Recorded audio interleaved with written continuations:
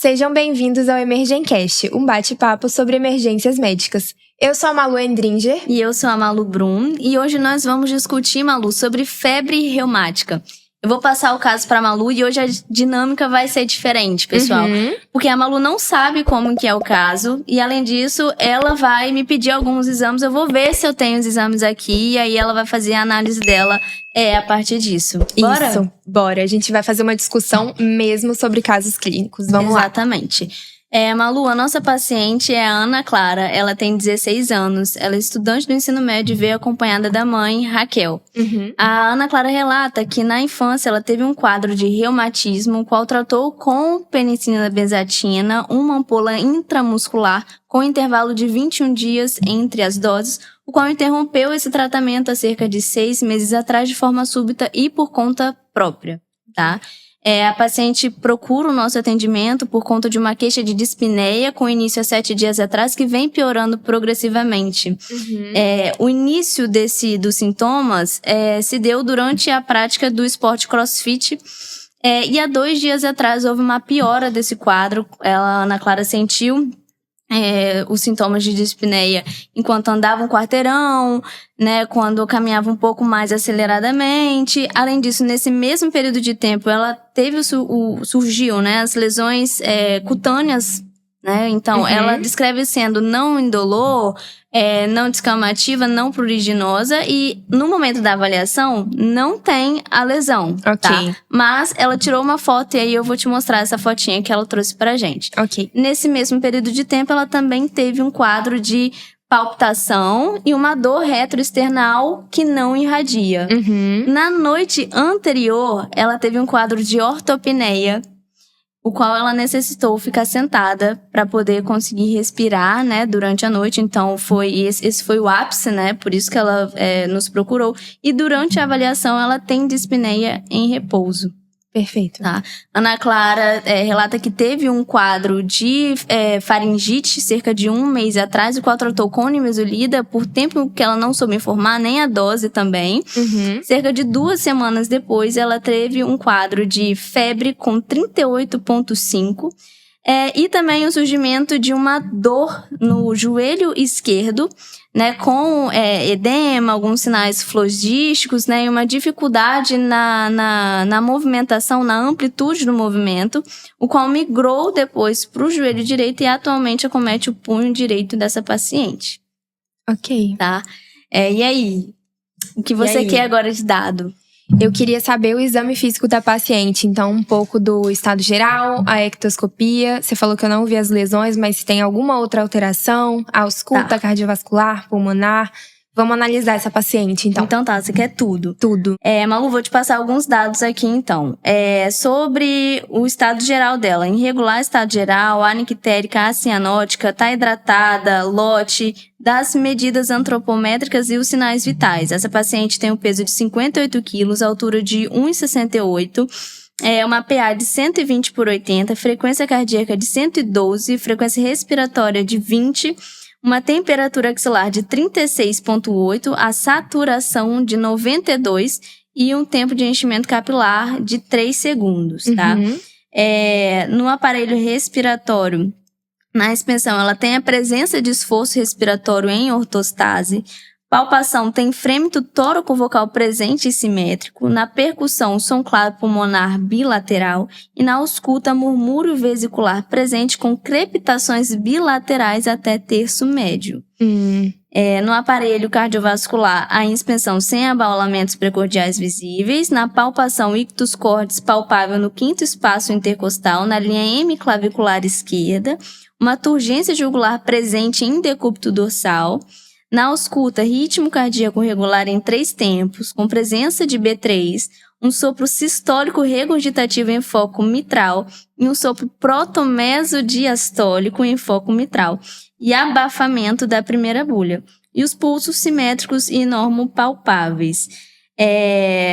Do tegumento não tem nenhuma alteração, né? Porém, eu vou te mostrar a imagem que ela trouxe. Dessa lesão.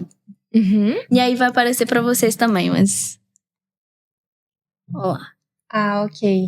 Você falou que é uma lesão indolor, não descamativa não pruriginosa. Ela falou sobre essas lesões, se elas eram fugazes. Sim, elas fugaz. desaparecem, então. Desaparece. Ok. Ela surge e desaparece. Ok. Quer mais alguma coisa? Quais exames você pediria nesse caso? Tá claro pra você? Você quer mais alguma informação? Eu estou com uma suspeita. E já vou falar com vocês a minha suspeita e o porquê que eu acho isso. Tá. Malu, de exames que eu queria solicitar. Hemograma, PCR ou VHS. Eletrocardiograma. Raio-X de tórax, quero ver essa congestão pulmonar, se tem alguma cardiomegalia, alguma alteração. Um eco com Doppler. E um aslo, porque ela tem essa história de faringite prévia. Ver se é uma bacteriana. Perfeito, Então, Malu. eu queria esses exames. Malu, então, do hemograma dela, as hemácias estão normais, né? Hemoglobina normal, hematócrito normal, tudo certo. Okay. Porém, essa paciente, ela tem uma leve leucocitose, né? Agora, sobre o ECG dessa paciente. Vamos analisar. Então, a paciente, ela tem um ritmo cardíaco regular.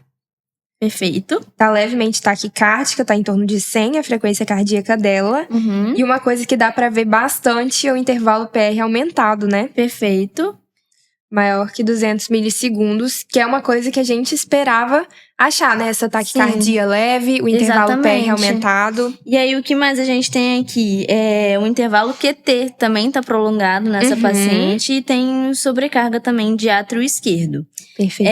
Aí você também pediu uma radiografia. Radiografia de tórax. Realmente, a paciente tá com uma congestão pulmonar, né? E o que mais, além da congestão pulmonar, que a gente tem que avaliar no quadro de uma febre reumática, no raio-x? Cardiomegalia, né? Exatamente. Aparentemente, ela tem também, né? Sim. Então, tá. Exatamente. E aí, Malu, conceitua pra gente febre reumática.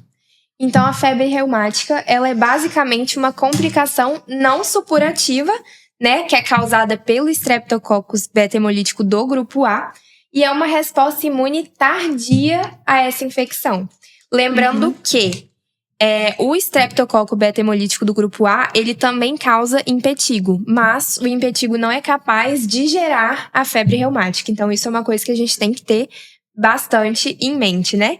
E é uma doença também para populações geneticamente predispostas. Exatamente. Então, é aquela doença que não é para quem quer, né? É para quem pode. Para quem pode. Isso. Então, você elucidou bem aí a definição e os 4 pilares, Malu, que eu acho que é importante a gente passar da febre reumática é o seguinte. Então, a gente tem aquela fase que é da infecção, né, da faringoamidalite streptocócica, né? Tem a fase de latência dessa paciente, então, que vai durar ali entre 2 a 4 semanas, né? Para que ocorra as sequelas, né, do streptococo. Além disso, tem a fase aguda, que vai variar ali entre 1 a 5 semanas, né? E a última fase, que é a fase crônica, onde que a gente tem a cardiopatia reumática crônica, né? Que ela é persistente, ela vai piorando, né? A incidência dela aumenta conforme a idade. E ela é a sequela com maior risco, né? Dentro da febre reumática, né? É a mais temida. E aí, a gente entrando agora numa parte que eu acho muito interessante da epidemiologia, porque aqui na epidemiologia a gente consegue elucidar tanto o caso, né, muito bem, como a gente também traz conceitos da fisiopatologia e também do tratamento, Malu. Porque o que acontece? A epidemiologia da febre reumática, a gente tem uma incidência maior, né, da febre reumática em pacientes que variam de 5 a 15 anos, com um pico entre 8 a 5 anos de idade. E aqui a gente já consegue trazer um pouco do conceito da fisiopatologia, porque o que acontece? A febre reumática, ela é uma resposta, né? Ela tem uma autorreatogenicidade em relação ao Streptococcus beta-hemolítico do grupo A. Né? Então, você utiliza ali tanto a imunidade humoral quanto a imunidade celular para que essa doença aconteça. Então, o que é necessário? Que tenha um sistema imunológico maduro. Então, por isso que vai acontecer de 5 anos para cima. Não é comum, então, que ocorra em bebês, né? E aí, essa doença, ela vai diminuindo a incidência, né? Conforme o aumento, né? Conforme a idade vai passando, o que já é o contrário com a cardiopatia reumática crônica, porque ela vai aumentar com a idade, né? Lembrar que a cardiopatia reumática crônica, ela é uma sequela que pode ser tanto do primeiro surto quanto o acúmulo, né, das recidivas dessa doença, né? Isso. Então, ela vai ter um pico ali entre a segunda e a quarta década de vida do paciente, né? E o que acontece? Uma característica que ela é muito importante é o quê? São as recorrências do primeiro surto agudo na vigência de novos episódios de faringoamidalite estreptocócica, né? Considerando que a imunidade, ela é do tipo específico e a gente tem mais de 80 sorotipos dessa doença. Então, traduzindo, pessoal, quando você tem uma nova infecção pelo estreptococo, isso aumenta a chance de você ter o primeiro surto, né? Novamente, no caso, né? Porque a nossa imunidade, ela é do tipo específica. E como a gente tem mais de 80 sorotipos, né? Existem mais de 80 sorotipos do estreptococo, então o nosso sistema imune, ele criou a memória para aquele sorotipo que atacou o paciente naquele momento. Ou seja, se for... se tiver alguma outra infecção por qualquer um dos outros sorotipos, você não vai ter ali o sistema imune atuando, né? Uhum. Então, aí que entra a importância da profilaxia, né, secundária, certo? Para você poder diminuir a chance dessas recidivas. Perfeito. Tá. Outra coisa também muito importante dessa parte de epidêmio, né, é que a gente está falando aqui da infecção bacteriana. Mas a infecção bacteriana, ela é de 15% a 20%. A maioria são as infecções virais, né? Então, é importante a gente ter uma ideia de como diferenciar se é uma viral ou bacteriana. Às vezes, realmente é difícil, né? Sim. Mas tem alguns sinais, alguns sintomas que a gente pode pensar mais em uma. Então, lembrar que as virais, às vezes, a gente vai encontrar um paciente com tosse, com coriza, sintomas mais irritativos, né? Tosse... Eu falei tosse? Tinha falado. Tosse, coriza, rouquidão, lacrimejamento. E a bacteriana, ela tem aquele acometimento mais sistêmico, né? Mais expressivo. Então, pode ter um mau estado geral, né? Pode ter vômito, náusea, febre mais alta, né? O paciente tem um aumento importante dos linfonodos, eles ficam mais dolorosos. Então, é um quadro mais florido, digamos assim. Então, isso é muito importante. E você falou muito bem, né? Essa questão das crianças e adolescentes, né? Que são o principal alvo, assim, que mais manifestam a doença. E lembrar dos fatores de risco também. Então, aqueles pacientes que vivem em lugares muito aglomerados, ou que têm uma alimentação não tão adequada, locais que não têm um serviço de saúde muito bom. Então, sempre se atentar a isso, porque nesses locais e nessas condições a gente vai ter uma prevalência maior dessa doença. Perfeito, Malu. E outro ponto que também acho que é importante, Malu, mais de 80% dos pacientes com febre reumática vão procurar o atendimento médico depois que já está desacerbado, entendeu? Depois que já chegou ali na fase crônica. E quais são esses sintomas de desacerbação, né? Então, uma insuficiência cardíaca, as arritmias, as palpitações, né? Tudo isso vão levar o paciente até, né, o nosso atendimento, e a maioria das vezes já estão ali numa fase crônica. Perfeito. No caso exatamente. Da paciente, ela até se automedicou, né? E quando ela teve essa exacerbação, ela exatamente. procurou. Agora ela tá com claramente um quadro ali de insuficiência cardíaca. Sim, essa ortopneia, terceira bulha, tá abafamento também, né? Sim. Você comentou. A cardiomegalia. Sim, então, assim, a congestão pulmonar. Isso. Tudo isso fala muito a favor. Pois é. Exatamente. Agora trazendo um pouquinho sobre a fisiopatologia, né, dessa doença. Muito importante. Nós temos 3 pilares principais, né? Então, a genética, perfeito? Então, a genética, a reatogenicidade do quanto, né, ao estreptococo beta-hemolítico, e o mimetismo molecular. O que acontece? A estrutura desse micro-organismo, ele vai fazer parte, né, da fisiopatologia, porque as estruturas deles, por exemplo, a cápsula externa, ela tem ali o ácido hialurônico, né? Quando a gente vai adentrando, por exemplo, a gente tem as proteínas M, T e R, que elas são antigênicas, né? Só que principalmente a proteína M, que é ela que vai causar essa reatogenicidade exacerbada do nosso corpo, tá? Em relação, então, a ela. Quanto ao mimetismo molecular, o que acontece? Existe uma semelhança de estruturas da bactéria com as proteínas do hospedeiro, né? Então, os anticorpos ativados pelas células T reagem de forma cruzada com antígenos do hospedeiro. E aí já está bem elucidado quanto à semelhança estrutural, né? Então, por exemplo, a proteína MRT, ela tem uma semelhança com a tropomiosina e a miosina, né? Que estão ali no miocárdio, assim como os carboidratos N-acetilglicosamina com a glicoproteína que está presente nas válvulas cardíacas, o mucopeptídeo, que tem uma semelhança com a SINOV, então principalmente nas articulações. Membrana protoplasmática tem a semelhança com o sarcolema, que vai estar presente tanto no miocárdio quanto nos vasos. Tá? Então, a gente tem tanto uma reatogenicidade, né? A reatogenicidade, né? das células T, das células humorais, e essa questão do mimetismo molecular.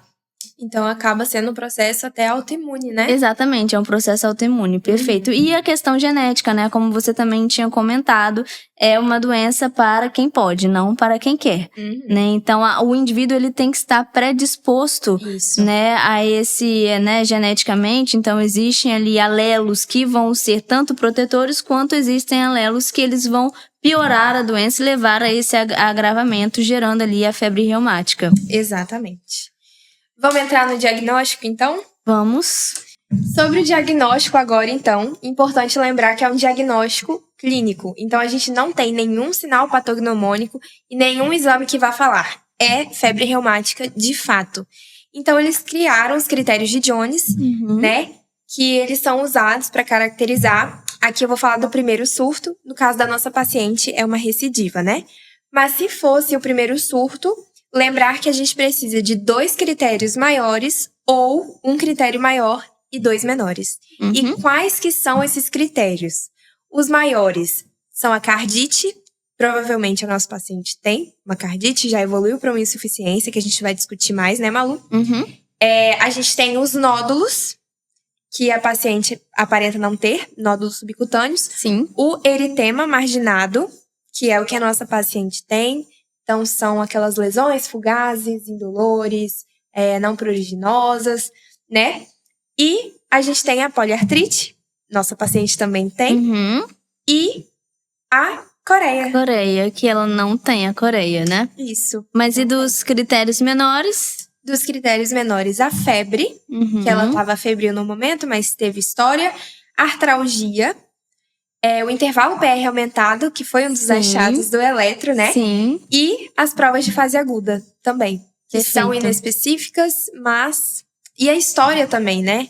É um ponto muito importante, história prévia de febre reumática. A gente tem que levar isso em consideração. Exatamente. Agora, vamos explicar um pouquinho, né, pro pessoal sobre cada um deles, né? E aí, Malu, vamos falar um pouco sobre a cardite? Vamos. A cardite, ela é aceita mundialmente como uma condição, né, uma manifestação importante com maior risco, porque ela pode resultar em uma lesão valvar permanente, né? E o que é importante a gente destacar aqui é que a cardite, quando você avalia, né, e essa paciente ela faz o tratamento correto, né, dessa manifestação, ela tem uma grande chance dela não evoluir, então não progride, né, para cardiopatia reumática crônica. Perfeito. Ou ela também pode retroagir, tá? Então, ela se manifesta tanto como uma pancardite, como com uma endocardiovalvite, né? A principal manifestação da cardite, né? E isso é estabelecido já tem muito tempo, é quanto à ausculta dessa paciente, né? Isso. Então, nós temos ali uma insuficiência mitral principalmente, né? Também pode vir acompanhada de uma insuficiência aórtica. Geralmente, a insuficiência aórtica, ela vem acompanhada dessa insuficiência mitral, né? São raros os casos que ela é isolada, mas assim, pode acontecer, né? E aí, Malu, uma das formas de você identificar a cardite é pela ausculta dessa paciente, né? Então, nós temos ali a insuficiência mitral, né? Que é o principal acometimento da cardite. Ela também pode vir acompanhada de uma insuficiência aórtica, né? Só que a insuficiência aórtica, ela é mais rara de acontecer dela vir isolada, sabe? Então, a insuficiência aórtica, ela geralmente vem acompanhada de uma insuficiência mitral. E aí, o que acontece? Ela é exatamente como eu te falei, né? A descrição dessa ausculta. Então, é um sopro sistólico regurgitativo em foco mitral. Isso descreve muito bem o que seria, né, uma insuficiência mitral, junto com o abafamento ali de B1. Porque se fosse o contrário, se fosse uma estenose mitral, por exemplo, teria um aumento da B1, né? Por conta da calcificação das válvulas. E aí, nós temos esse sopro, né? Tanto de insuficiência mitral, também pode haver o sopro da insuficiência aórtica, e nós temos também o Kerry Cumbis, né? Que é essa seguinte que eu também te descrevi lá na ausculta. Então, o sopro protomeso diastólico, né? Em foco mitral. O que é esse sopro de Kerry Cumbis? Ele é um sopro transitório, né? Ele é bem ruidoso, né? Então, é bem característico essa descrição que eu te falei sobre esse sopro, né? Ele é o sopro de Kerry Cumbis. Perfeito, Malu. Tá? Lembrar também que, se não auscultar sopro, não quer dizer que a paciente não tem um acometimento cardíaco, Perfeito. Né? Isso é muito importante também. Então, se não auscultar, não quer dizer que o paciente não tem um comprometimento. Exatamente. E aí, as manifestações clínicas, Malu, elas decorrem da pancardite, mas principalmente do envolvimento valvar, né? Que, então, no caso dessa paciente, a insuficiência cardíaca dela não é por conta do envolvimento cardíaco dela, é por conta da incompetência valvar. Isso. Né? Então, entre as outras manifestações que podem ter ali, né? Uma taquicardia desproporcional ao quadro febril dessa paciente, um abafamento da primeira bulha, insuficiência cardíaca que já comentei, né? E o aparecimento ou modificação do sopro, atribuível a uma disfunção valvar, geralmente mitral, né, ou mitroaórtica, como eu também já havia comentado com você. E aí, o que acontece?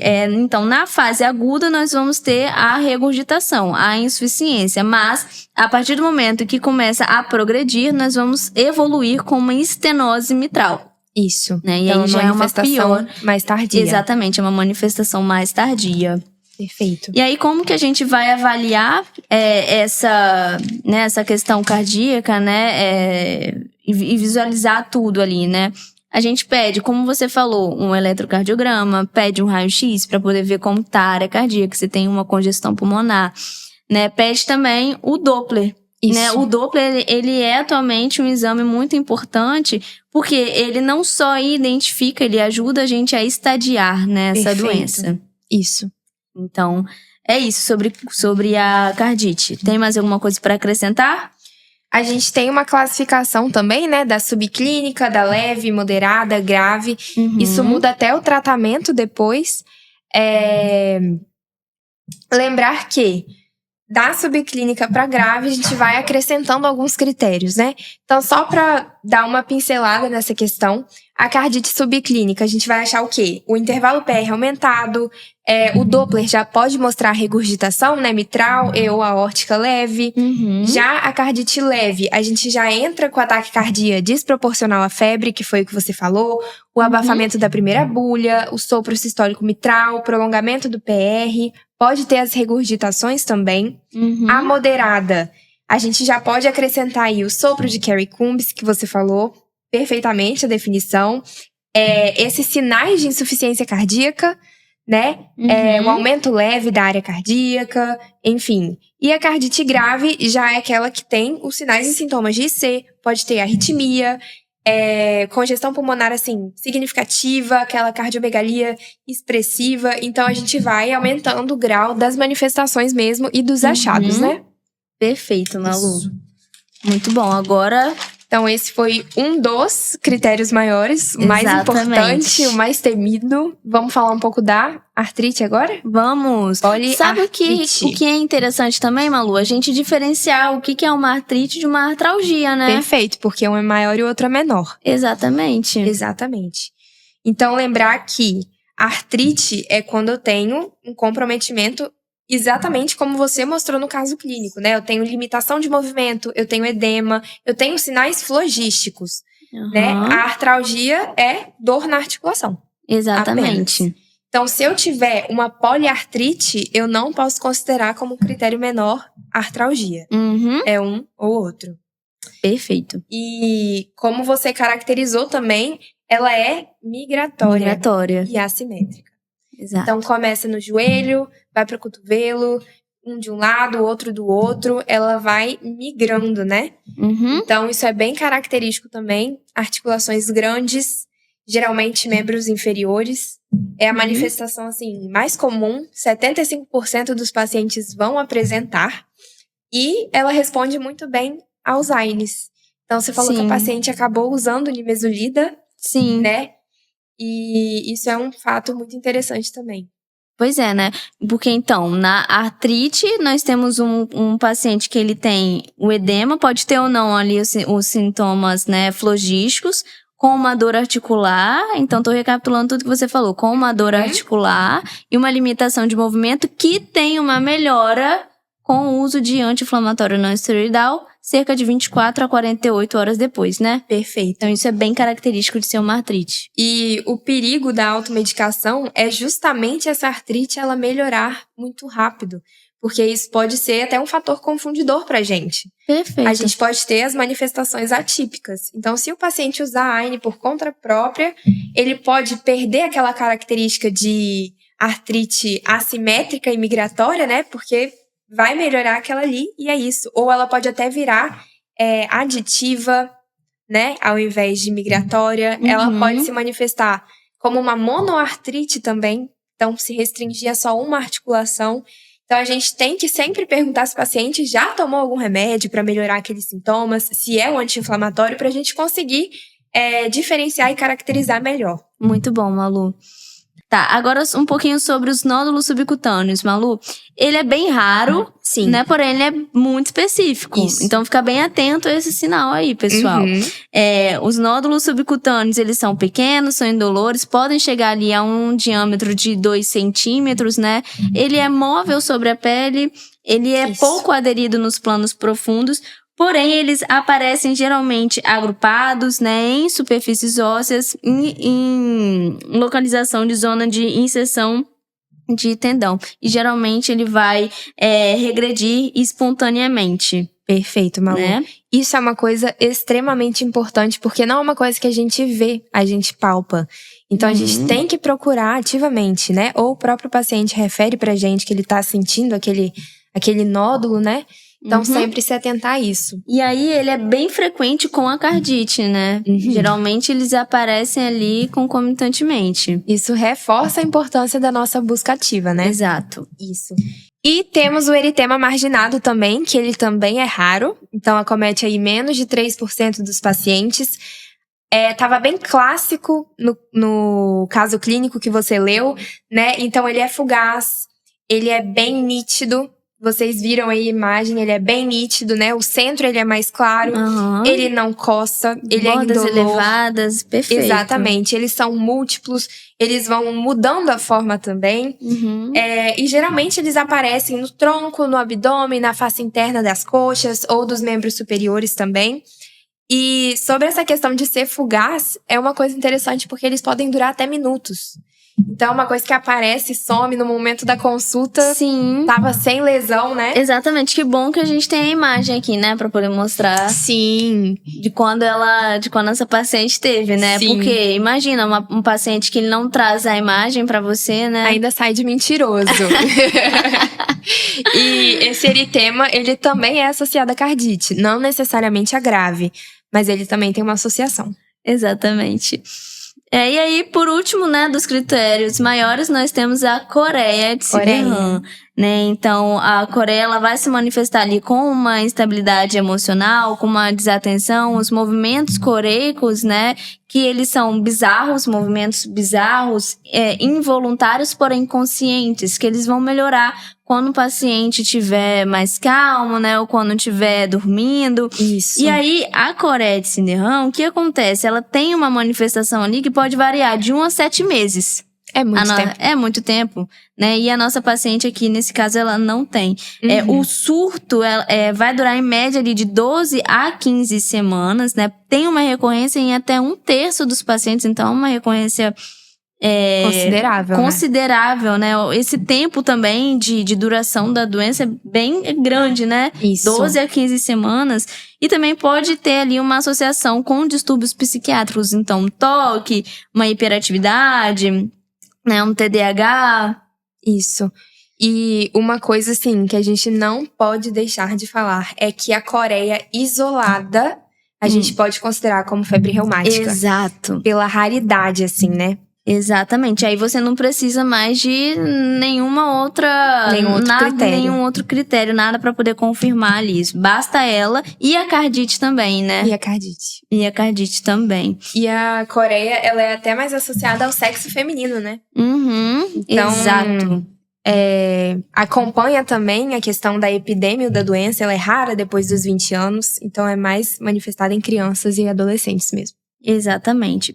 E aí, sobre as manifestações menores, né? Nós temos ali um intervalo PR, né? Que ele pode estar presente, mas também se tiver ausente, não exclui, né?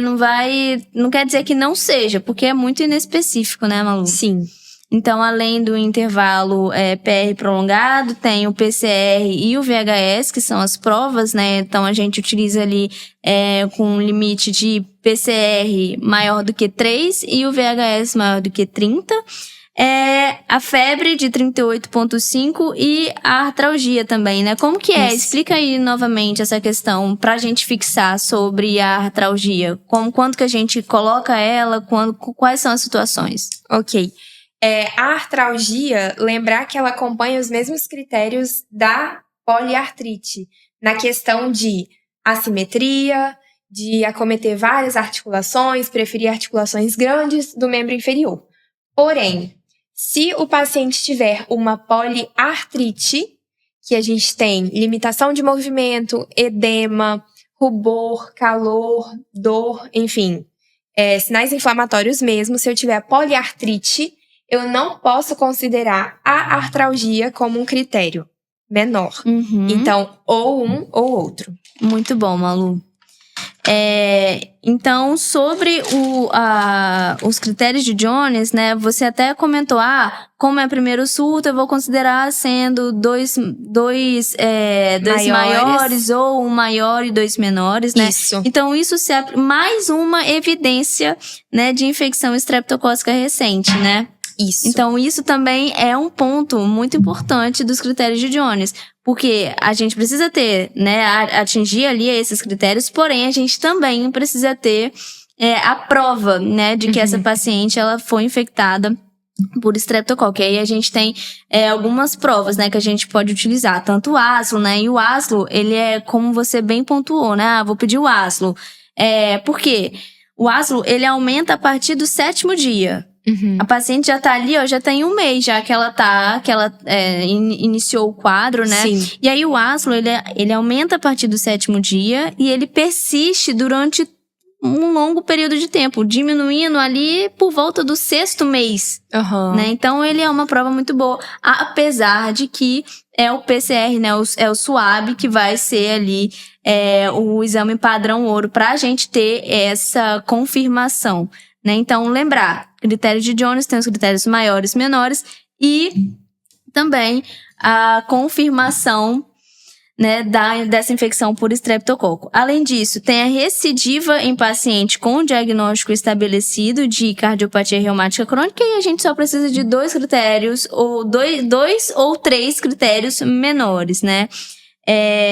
Isso se você for excluir as outras causas prováveis também, né, que podem levar a essa doença. Coreia de Siderham e cardite de início insidioso, você não precisa de nenhum outro critério, ali basta ter eles que o paciente já está diagnosticado. Perfeito. E a estenose mitral, ou dupla lesão mitral, né, ou a valvulopatia aórtica com características ecocardiográficas de origem reumática, também não tem necessidade de ter outros critérios ali para poder atingir. Então, dos exames complementares, nós temos 3 pilares essenciais, né? Então, a comprovação estreptocócica prévia, a detecção de alterações laboratoriais decorrentes desse processo inflamatório, né? E a caracterização e quantificação das repercussões morfológicas, funcionais e hemodinâmicas desse acometimento cardíaco. Né? Então, vamos pedir o ASLO, vamos pedir o ASLO, mas qual, Malu? Raio-X de tórax. Raio-X de tórax. Que a gente acabou falando, né? Pra ver essa questão de congestão, cardiomegalia. Exato. Vamos pedir o ecodoppler. O ecodoppler. Vamos pedir um eletrocardiograma. E as provas, né? PCR e VHS. E hemograma pra gente ver questão de aumento de leucócito, coisas assim. Exames, alguns inespecíficos, né? Principalmente os laboratoriais. Mas que acabam sendo critérios menores, então ajuda a gente no diagnóstico também. Exatamente. E tratamento? Tratamento, ele se baseia também em medidas gerais, né? E a gente vai tratar também a questão da febre, com sintomático, a cardite. Então, vamos destrinchar um pouco melhor isso? Vamos. Então, de medida geral, quando que a gente vai pensar principalmente em hospitalizar esse paciente, né? A gente manda para casa, a gente fica com o paciente. Então, lembrar que a gente vai hospitalizar principalmente se o paciente tiver aquela cardite de moderada a grave, que precisa ser monitorizado, uma artrite incapacitante, então muito sintomática, que o paciente ele acaba ficando restrito, né, a fazer as atividades, enfim, e coreia grave. A gente tem que hospitalizar esses pacientes. Claro que a gente vai individualizar, né? Se tiver uma ou outra situação que a gente também acha interessante de hospitalizar esse paciente, mas no geral, são esses critérios. Quando a gente fala do tratamento, Malu, nós temos que pensar em alguns pilares, né? Então, como você comentou, nessas medidas gerais de sustentação, tem que pensar na erradicação do estreptococo, e no uso de medicações sintomáticos, né, e para essas manifestações e complicações da doença. Né? Então, quando a gente fala sobre erradicação, nós estamos falando sobre penicilina G-benzatina, que é a medicação mais indicada para esse momento, apesar de ter outras também, né? Mas é o que mais tem evidência, né? Então, a gente utiliza a penicilina G-benzatina. Perfeito, Malu. Tá? Das medidas gerais que você comentou, o paciente que ele tem uma cardite moderada, grave, ele precisa ficar ali em repouso absoluto por pelo menos 4 semanas, né?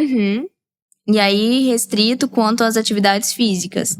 E aí, quando nós vamos tratar a cardite, como eu comentei, né, sobre o tratamento sintomático, né, e também das complicações que nós vamos entrar. Corticoide. Isso. Né? Então, ali vai variar também, né, a dose, mas o que a gente utiliza é a prednisona. Né? Então, que ele vai entrar ali nesse controle do processo inflamatório associado ao tratamento da insuficiência cardíaca que essa paciente tem, né? E também arritmias, caso venha a ocorrer. Perfeito. Falando um pouco da artrite, a gente acabou falando, né, que são os anti-inflamatórios, preferencialmente o naproxeno, que é o que a gente usa, né? Tem aquela questão que o livro da USP até traz o AS como primeira opção, mas se for viral, a gente tem o risco de desenvolver a síndrome de Rey. Então, assim, a eficácia do naproxeno ele é muito similar. Então, a gente acaba preferindo usar até pela posologia também, né?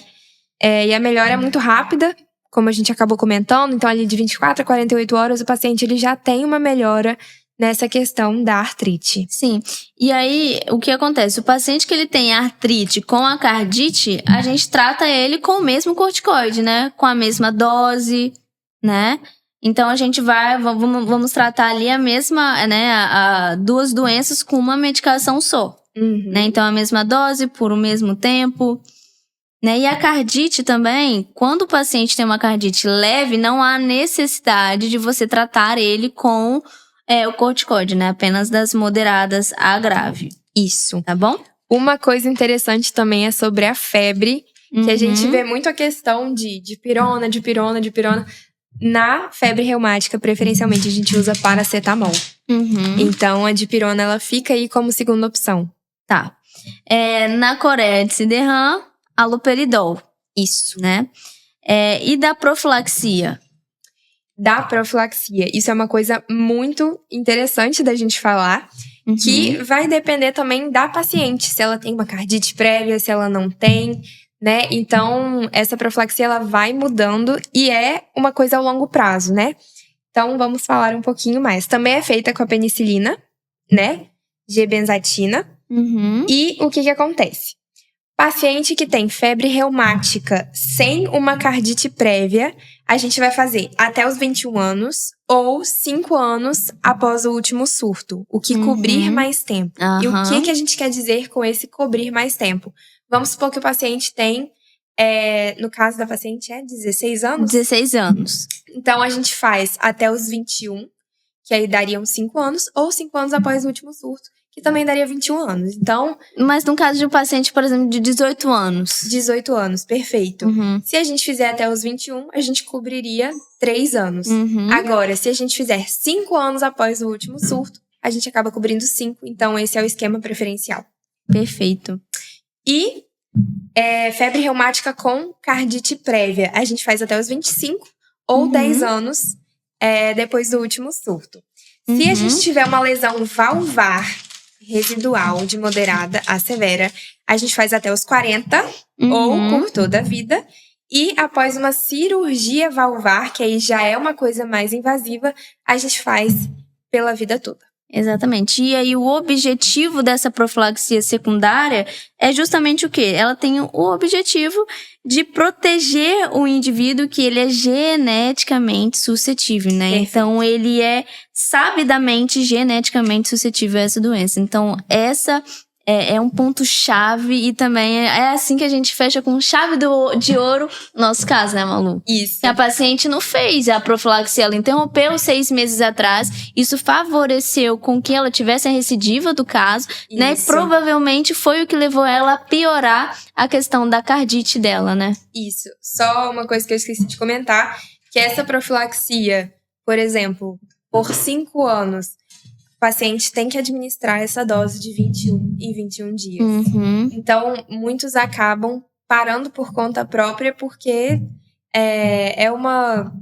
a penicilina benzetacil, né, a famosa, ela é uma injeção que dói, né? Sim. Então, às vezes, desagradável, o paciente, né? Acaba interrompendo por isso, mas é importante que o médico ele seja enfático nisso, né? Que se é uma pessoa disposta, tem vários riscos, uma cardite é uma condição super grave, super séria, né?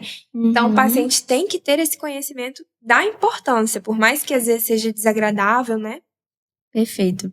Muito bom, Malu. Tem mais alguma coisa pra gente acrescentar aí ou falamos sobre tudo? Acho que falamos sobre tudo. O raciocínio clínico ficou bom? Deu pra entender o caso no final das contas? Perfeito. Então tá. Então, pessoal, muito obrigada por acompanhar o nosso episódio, né? O nosso canal. Isso.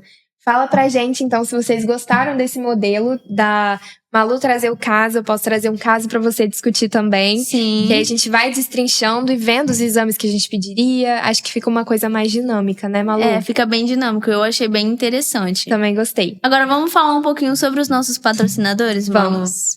Nós temos a Medway, que é um curso muito completo, né? Eu já tô vendo já a plataforma e é muito completo, pessoal.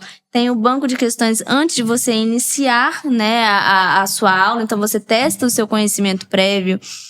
Depois tem a aula que é muito didática. Perfeito. É muito didático mesmo. Além das questões depois, né, para você poder testar como que, se você firmou ali o seu conhecimento. Então, a Medway é o curso que a gente indica para residência médica. Isso.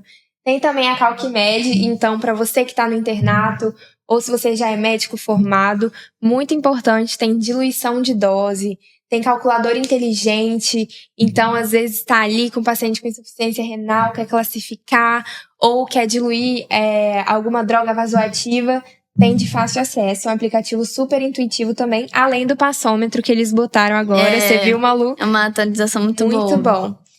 E também a DocStage, né? Que é a contabilidade que o Vitor e que o Pietro indicam muito e eles são de confiança, então é isso. É isso. Então, muito obrigada, curtam, compartilha, segue a gente, ativa as notificações para não perder nenhum episódio. Beijo! Tchau!